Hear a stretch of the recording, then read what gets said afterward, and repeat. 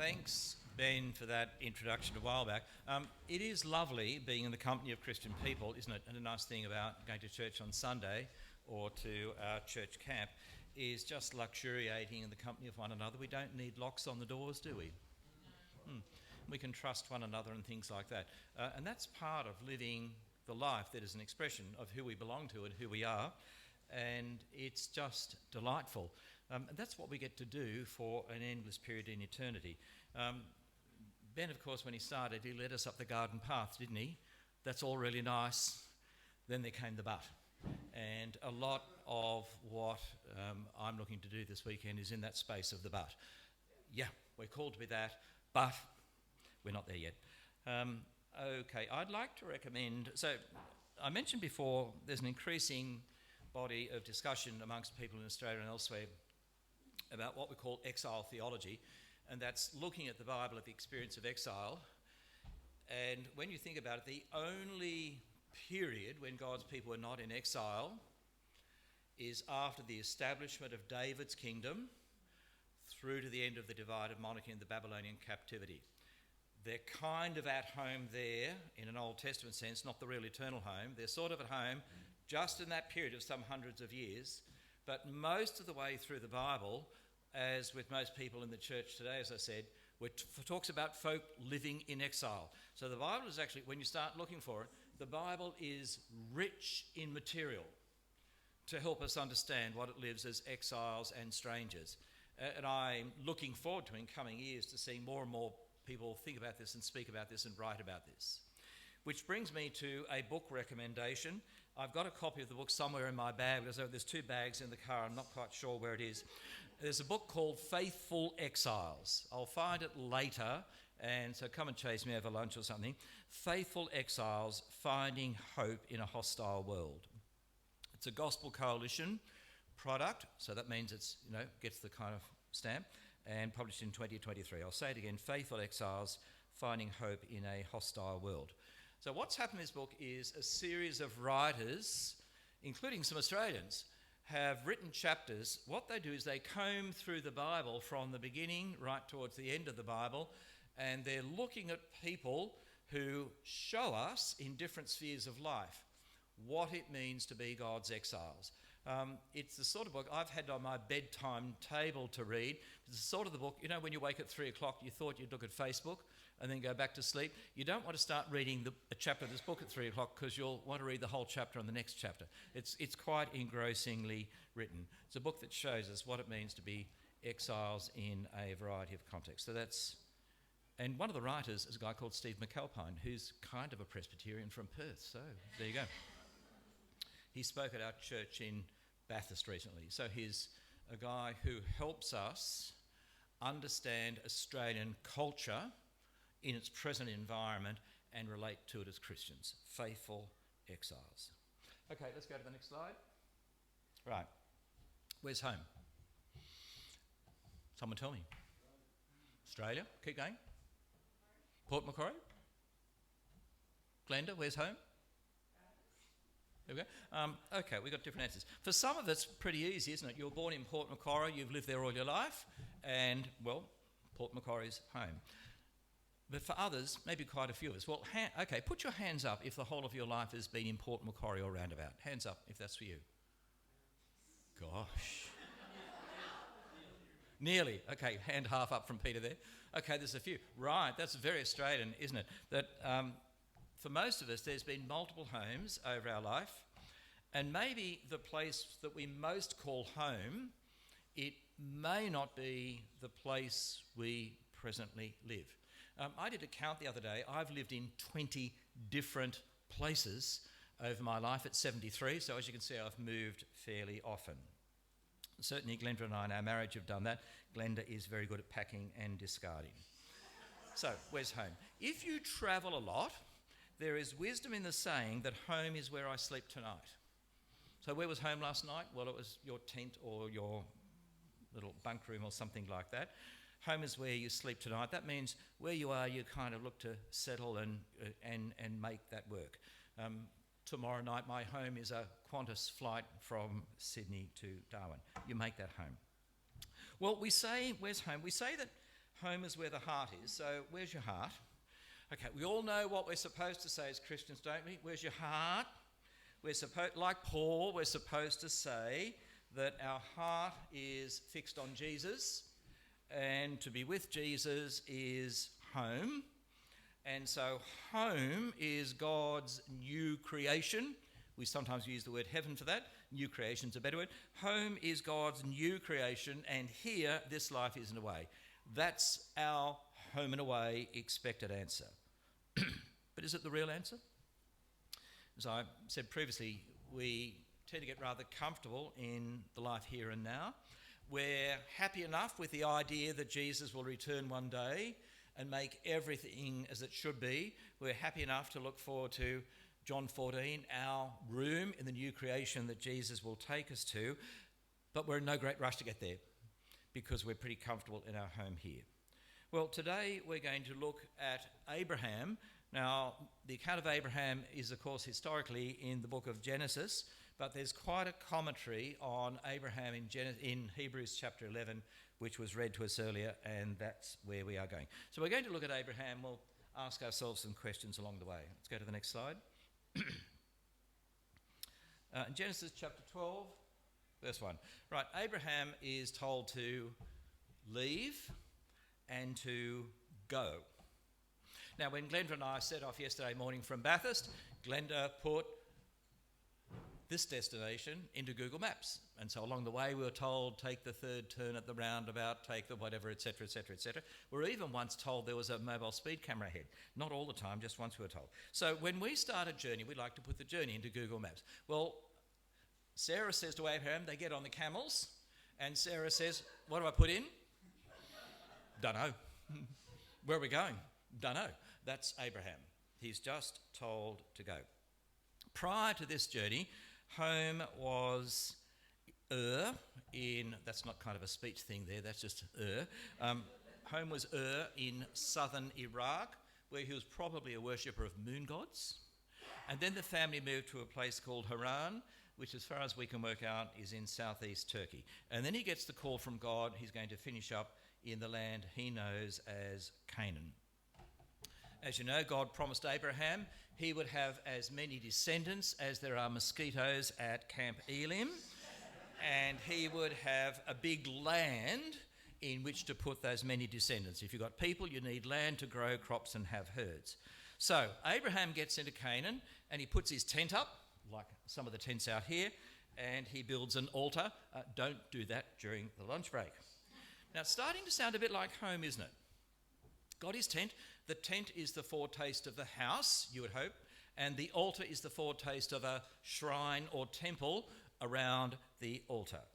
Starting to sound like home.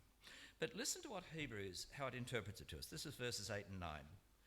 Abraham set out, not knowing where he's going, okay, nothing in Google Map. Then we are told he sojourned or stayed as a foreigner. And the text emphasises that. There's no wasted words here. The text emphasises that he's an outsider by telling us again he was in a tent. Maybe nice to go camping for a few days here for the church camp, summer holidays, that's nice. But then you look forward to going back home, don't you? So even as Abraham is settling in Canaan, we get these reminders in the text of Hebrews, he's not home. And Hebrews chapter 11 verse 10 tells us why he's not home. We read, for he was looking forward to the city whose designer and builder is God. Remarkable. Way back then, Abraham has got this kind of over-the-horizon faith. We've just sung about it in a song. He's got this faith that goes over the horizon, out of sight, and he sees the yet coming city of God, and he's glad. That's where his heart is. And it's because he looked forward and was glad for the coming city of God. That's why, even though Canaan started to look like home, that's why he can be described as a stranger. So the word for is all important in that sense there in Hebrews chapter 11 verse 10. It's because of that sense of what's coming, that however good Canaan is going to turn out to be, it's not home. Hebrews 11 goes on then to speak of Abraham and Sarah as embracing earthly homelessness. Listen to these words that apply to them and to others. This is from verses 13 and 14. All these people were still living by faith when they died. They did not receive the things promised. They only saw them and welcomed them from a distance, admitting that they were foreigners and strangers on earth. People who say things like that show they're looking for a country of their own. And so Abraham and his family were strangers and exiles seeking a homeland. And that language persists through the Bible. So Genesis chapter 23. Abraham's got no land. Sarah dies. And he goes to someone and he wants to pay money to buy a grave site. And he says to this person, I'm a foreigner and stranger among you. Sell me some property for a burial site so I can bury my dead. We're starting, incidentally, here to see the promises to Abraham being fulfilled. Remember, the promises were as many people as mosquitoes in Camp Elim, or stars in the sky, or sand on the sea, and a land to put them in. Well, there's one child, Isaac. So there's the start of the promise about people. And as for land, well, it's not yet the land of Canaan that's promised in Genesis 15, but there is a gravesite that Abraham owns. So we start to see the fulfillment of the two big promises to Abraham, but it's still rather in small form. Even when buying the gravesite, Abraham still got the sense of, I don't belong, I'm homeless. And that, as I mentioned, goes on. So fast forward now to the book of Leviticus. What's happening in Leviticus? It's Mount Sinai. Moses is getting the people of Israel ready to move out of the desert and to move into the land of Canaan. And just like when Europeans came to Australia, there was already a people in Canaan, and they had their own cities and towns, and they had their own religion, and it was not the true religion that the Hebrew people were called to. And in anticipation of moving into that land, God gives them commands which are designed to immunise them against admiring and copying what these sophisticated Canaanites have. And God says this is Leviticus 25:23, the land's mine, and you reside in the land as foreigners and strangers.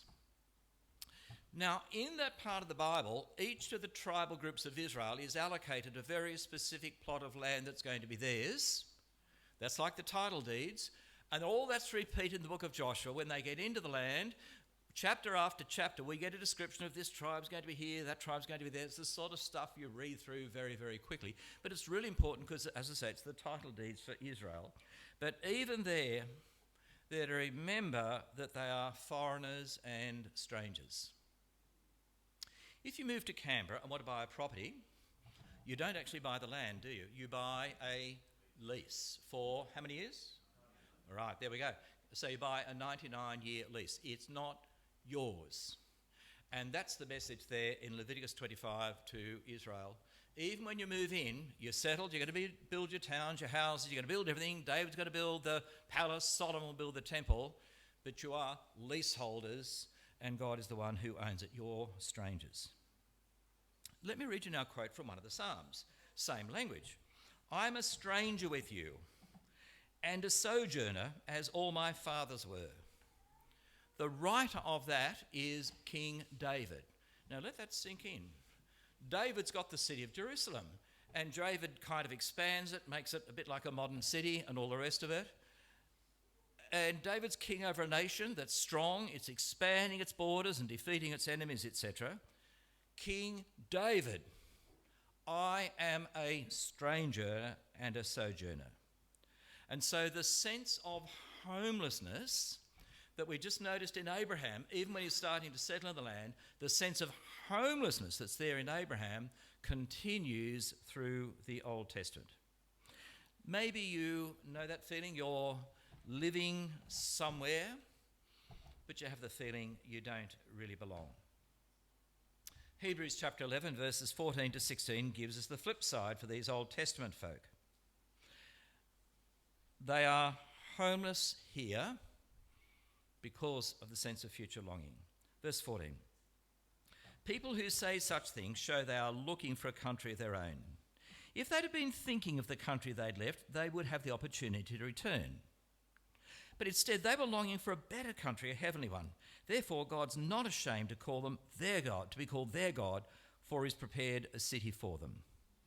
Now, of course, when Israel does get into Canaan, and under David, as I mentioned, they build the city of Jerusalem, or they captured it from the Jebusites. And the city of Jerusalem is much praised and lauded in the Old Testament, so there's a lot of psalms sort of in praise of the earthly Jerusalem and all the rest of it. Why? Because it's the place where the temple is and the place where God is present with his people through the temple. Magnificent though it was, that earthly Jerusalem, it's still not the heavenly city that Abraham was looking for. God's best for the Old Testament folks was not the nation of Israel and the city of Jerusalem in the days of David and Solomon, because there was something better for them, and that something better is still ours. It's the something better to come. Well, what's the something better that they and we share in Jesus? Hebrews chapter 12, 22 to 24. You have come to Mount Zion, to the city of the living God, the heavenly Jerusalem. You've come to thousands upon thousands of angels in joyful assembly, to the church of the firstborn whose names are written in heaven. You've come to God, the judge of all, to the spirits of the righteous made perfect. You've come to Jesus, the mediator of the new covenant, and to the sprinkled blood that speaks a better word than the blood of Abel. Now again, you could have a whole church camp just working through the description of the New Jerusalem there, phrase by phrase.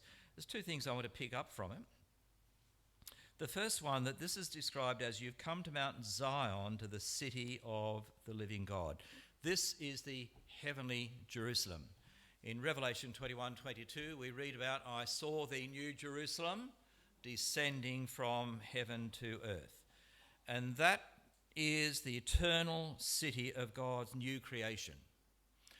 And magnificent though David's Jerusalem was in its day, it's just like a village that's been bypassed the highway. It's a shadow of the fullness and the reality and the glory of what is coming. And wise people are always going to step away from the shadows into the reality. So part of the description of the new creation then picks up this imagery of the city of Jerusalem.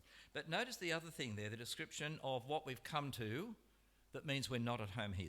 You've come to Jesus, the mediator of the new covenant. Again and again, the book of Hebrews draws our attention to Jesus. So the setting of the book is a group of people, probably Jewish background, and they've embraced Christianity. But as they start to deal with the tediousness and the day after day sameness of the Christian life, like us, they might become a bit tired and discouraged. And some of these people are in danger of slipping back into Judaism away from Jesus. So again and again, a big function of Hebrews is Jesus is better than all the rest. It starts there in chapter 1. He is the fulfillment of which the rest is promise. He is the reality of which the rest is shadows. And of course, Jesus is our key to enter the eternal city. So there's Abraham. He models to us, even though being settled in the earthly place where God puts him and engaging with it in appropriate ways, he models to us a persistent, godly sense of homelessness and restlessness, because there is something better to come, and that something better is God's new creation. Let's go to the next slide. That's a picture of our house in Bathurst. It's a nice, is the appropriate word. Okay, good. Was that Ben who said that? Oh, no. Right. I asked the question before, where's home? Where do we really belong? And I said we can have multiple senses of home. And I actually I find it personally helpful. I travel a lot. I find it personally helpful to have multiple senses of home in my life, which includes where I stay tonight. It includes this lovely house in Bathurst where Glenda is, and it includes other places that are very dear to me. Okay, where do we really belong? Hebrews chapter 13, verse 14. Here, earth, we have no lasting city, but we seek the city that is to come. And we saw in the first talk the language there in Peter: exiles, strangers, foreigners. We live in a city, town, village, but it's not the one that will last. In the language of 2 Corinthians chapter 5, an analogy to Abraham, you and I still live in tents. So 2 Corinthians 5, the tent of the human body, as we await the glory of our heavenly dwelling. Okay, here we get a puzzle. We just read in Hebrews that we've come to Jesus, present tense, we've come to Jesus, we've come to the heavenly Mount Zion. How can it be that it's both you have come, present fact, and something that is future? And here there's the tension that Ben mentioned before when he introduced this whole session. The Christian lives in a tension, and that's with us until Jesus returns. Our belonging in the heavenly city is a real, present reality through Jesus, but it's not yet fully realised. Philippians chapter 3, verse 20, talks about how our citizenship is in heaven.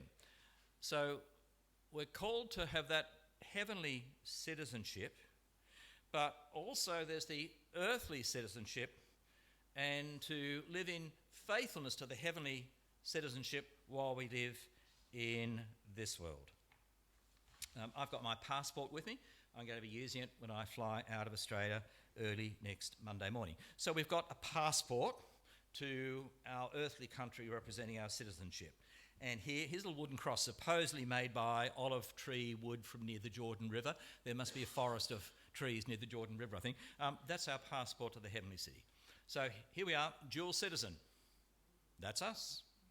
Citizenship in Australia, or whoever's passport you hold, and the heavenly citizenship represented by the cross of Jesus. That's the Christian reality. That's the tension in which we are called to live. Or again, using a different language from Colossians chapter 3.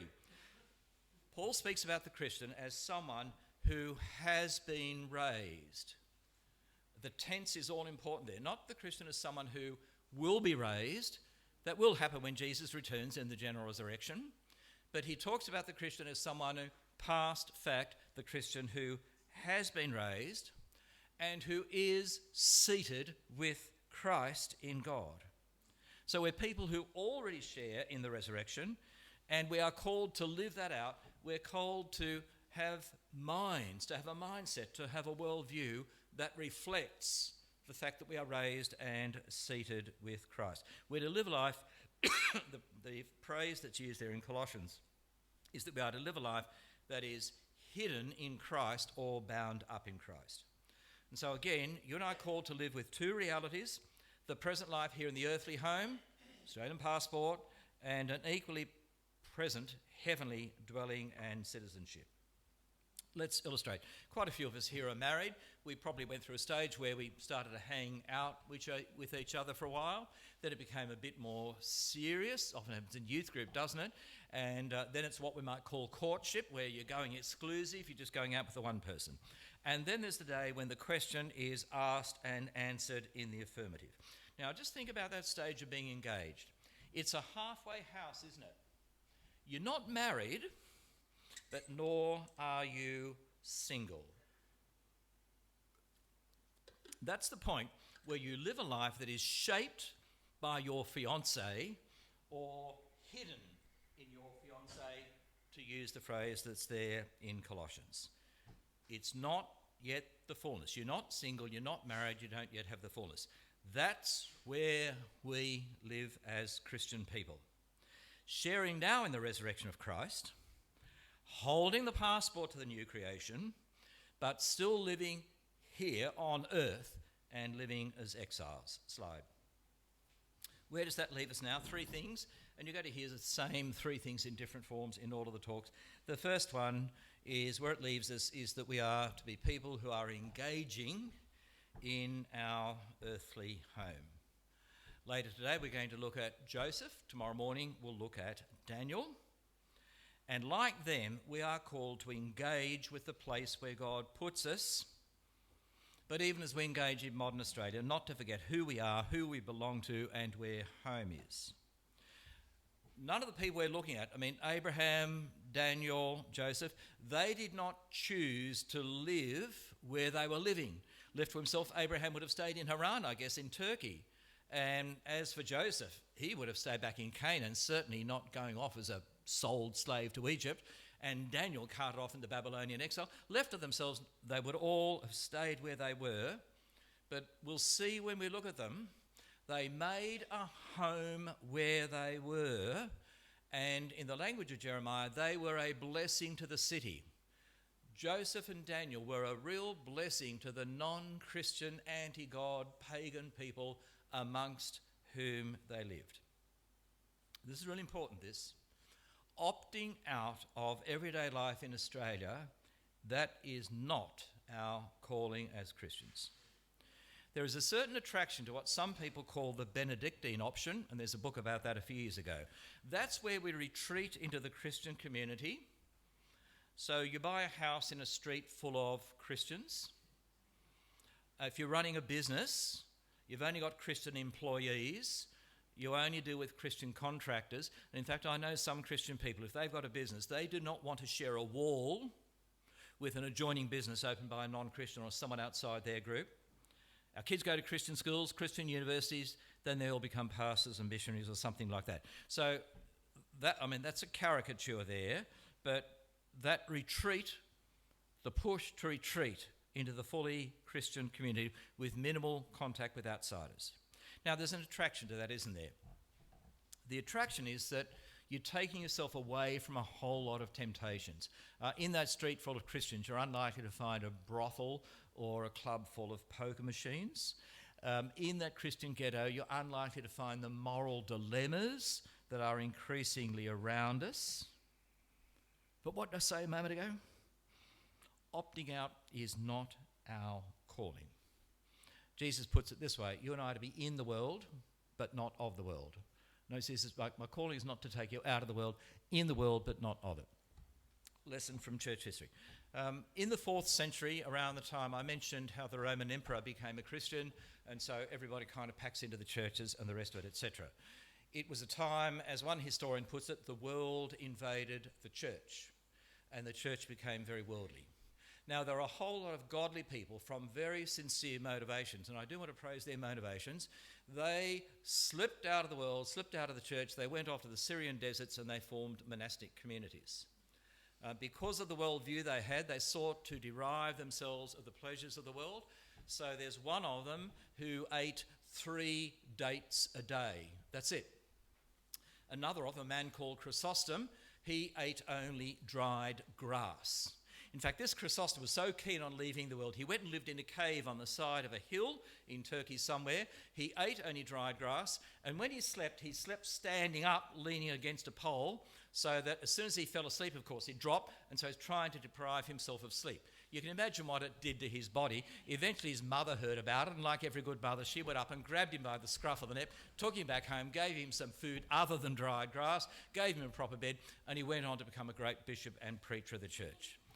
So there were all these monastic communities, sometimes one person, the hermit, sometimes a group of people.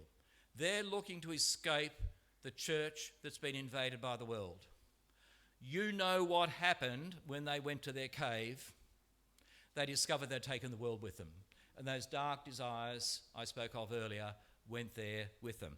And someone said, I read an analysis that said it took less than 25 years for every monastic community to descend into corruption and immorality of some form or another.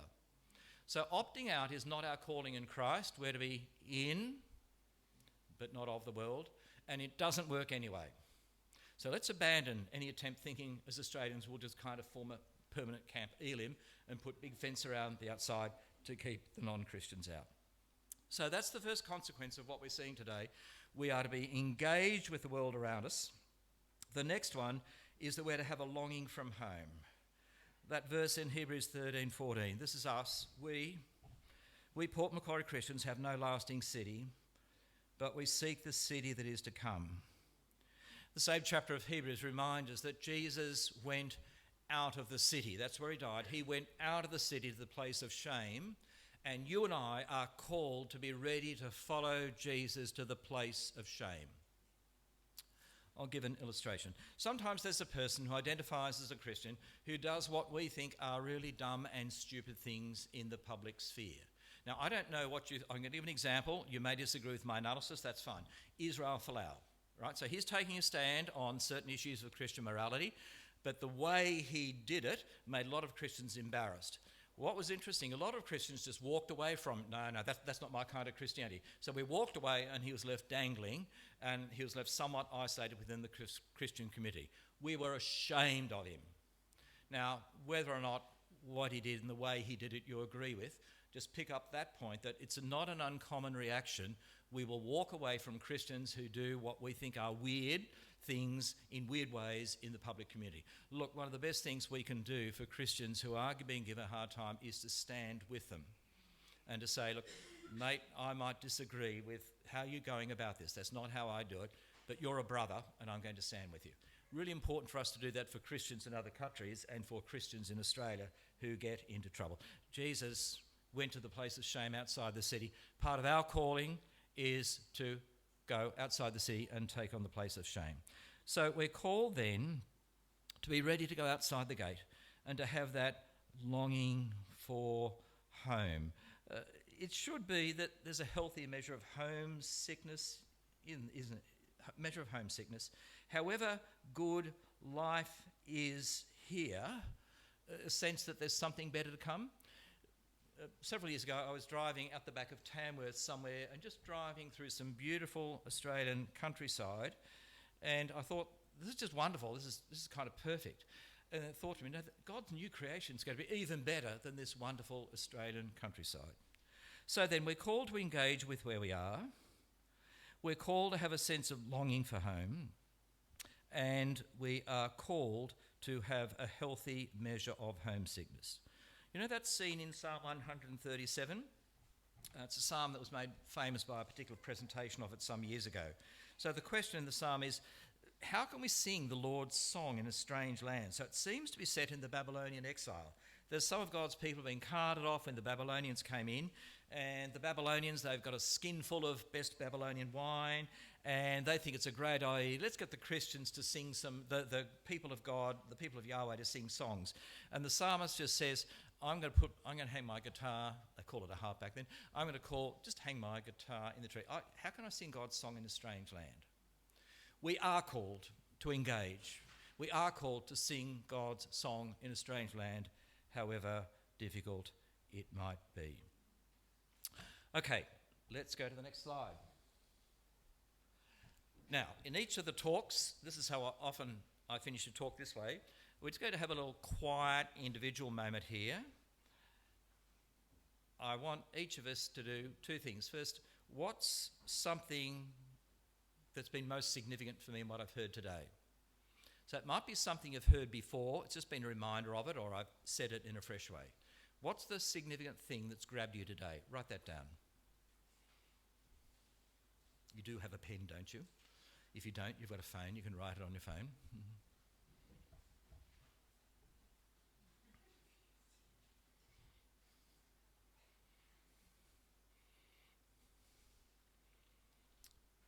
What's the significant thing I've learned today? Write it down. The next question, what am I going to do with it? See, we don't learn the Bible just to know, we learn to live. Deliberately a double meaning there. We learn things in order to live those things. And as we learn from the Bible, we learn how to live in the way that's got us in but not of the world. So what are you going to do with that thing you've written down that's been significant for you today? What are you going to do to turn it into action?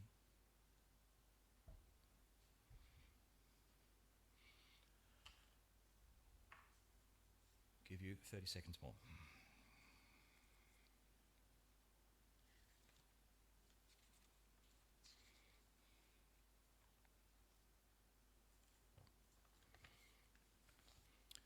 And now I'm going to pray. Thank you, Father, that you've spoken to us today through the life of this ancient man, Abraham. We thank you that he models to us a sense of perpetual homelessness. And we thank you that we have a greater sense of that city which he saw from afar. We see it from closer in. That new Jerusalem, that new creation of yours where everything comes together, where it's really home. And I pray for myself and all of us that you'll give us the grace to live well in the tension between being here in the now, good neighbours, good citizens, the tension between doing that but living out the citizenship that ultimately belongs in the heavenly places. Amen. You'll see